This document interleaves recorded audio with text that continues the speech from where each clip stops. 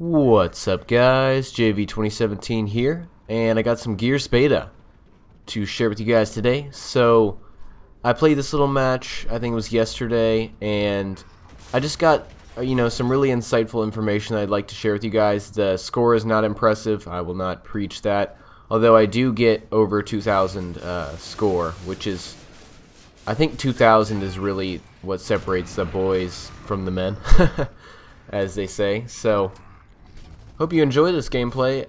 I'm using the Flame Sawed-Off, and that's kind of the topic of what I'll be talking about as far as weapons and what I learned. So, someone in this game was using the Gnasher like a boss, and usually when I see someone, this is, sometimes this thinking process of you see someone using something and you say, hey, I want to use that, I want to be better.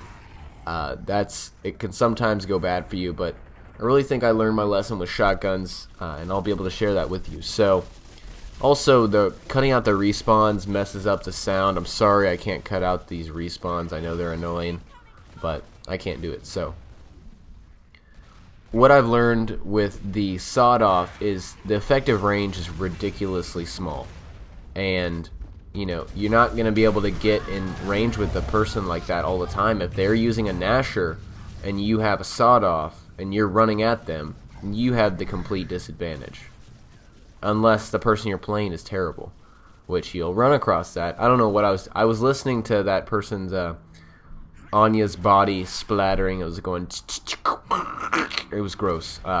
So that's kind of a weird sound. That was not the sound I was trying to make for someone dying. So what I've learned, the shotgun range for the sawed-off is so small, and most of the deaths that I encounter are people running out behind me and hitting me with a sawed-off, which does not make it the better gun. It makes it a noob gun, and it is a noob gun, and I will admit that, even though I've used it. So it's just what am I trying to say? I need to gather my thoughts. The range on the Gnasher, range on a shotgun, the Gnasher will kill within, like, I want to say like 5 yards in 2 shots, which is not bad. The sawed-off, on the other hand, will kill within, like, and these are rough estimates. I'm not pulling these off the internet. Actually, I'll kind of extend it here. I'll say the Gnasher will kill in 2 shots within 10 yards, and the sawed-off will kill in 1 shot within 4 yards. And if you're out of that 4 yards, you're barely causing any damage.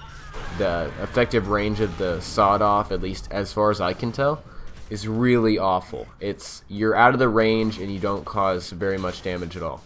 That's what I notice. Whenever I shoot my sawed-off round, and they only give you 4 rounds, that's also a major disadvantage to the Gnasher, which you get 16 rounds to reload with, and then I think there could be 6 rounds in the actual Gnasher shotgun, I believe. Here, I'm looking at it now. 8 rounds. So you start out with 24 bullets, which is 24 rounds is insane. That's 6 times as much as you get with the sawed-off. Right there, as you can tell, the effective range for getting a one-shot with the Gnasher is just about as close as the sawed-off. So realistically, why would you use the sawed-off when you have more range with the Gnasher? So that's really what I've learned, and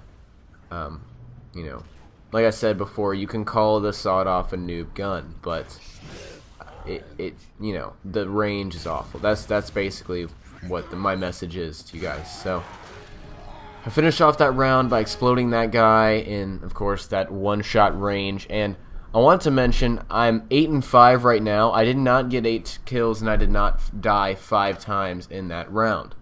And the reason is, before there was a stalemate round, and I had never come across a stalemate ever in Gears of War 3 beta, which is kind of weird. So what happened was, there were 2 survivors on each team, and they just didn't kill each other. There was like a sudden death timer, and it went all the way to 0, because they were both playing defensively. So they were just sitting back and waiting, and it was kind of weird. So yeah, I should have well, never mind. the other guy killed that guy that guy downed. That is complicated. Never mind. So the Retro Lancer here, it's really a good idea to start learning how to use the Retro Lancer because, as far as I can tell, it's the most effective primary weapon in the beta, in my opinion. The Lancer will be a combination of the Hammer Burst and the Retro Lancer, because it's like a pea shooter. I'd call the Hammer Burst a pea shooter, or maybe, I don't know, a spray pea shooter. Why not? The damage is relatively low. I'd say it's the lowest because it's got the highest rate of fire of all the primaries, and then next you have the Hammer. So the Lancer would be kind of like your it's your middle of the road. It's your Mario gun, as I like to call him.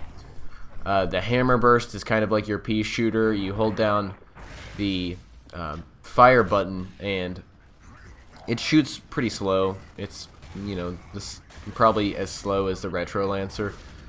Nah, it's slower. It's like duh duh duh duh duh. That's the Hammer Burst, and you can actually shoot it faster if you spam the trigger. It's kind of like a fall, you could say, in Black Ops. And also you can aim down sights, which is definitely unique. You can't aim down sights with any other gun. It would be really cool though if you could aim down sights with the sawed off. It's kind of weird though.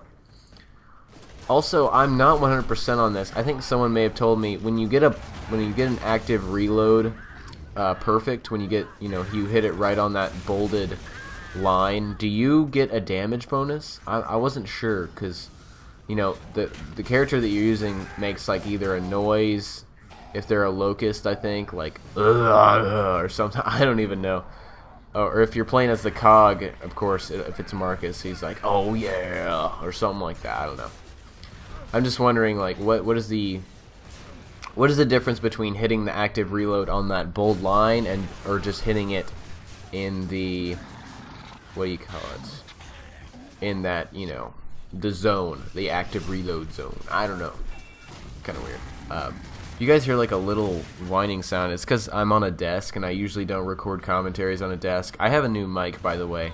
I've mentioned it probably once or twice in my other videos. Hope you like the new mic. It sounds a lot more like me and less distorted.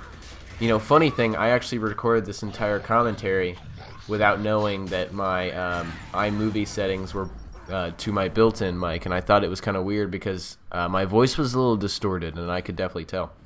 But that kill that I just had right there basically encumbers? That's totally the wrong, that's a vocab word. Oh my gosh. I probably sound really weird right now, but I am in the high school, and that is a vocab word, encumber, and I used it wrong. That totally encompasses, that's the right word right there. That Gnasher kill that I had on Anya right there totally encompasses what I've been talking about as far as the Gnasher. The range, 2 shots within 10 yards, and then like the 1 shot when the sawed-off gets a 1 shot. Anyways, guys, hope you enjoyed this match. I don't get the high. There's a dude that goes like 27-8 on my team. He's a beast, but I go 11-7. Peace.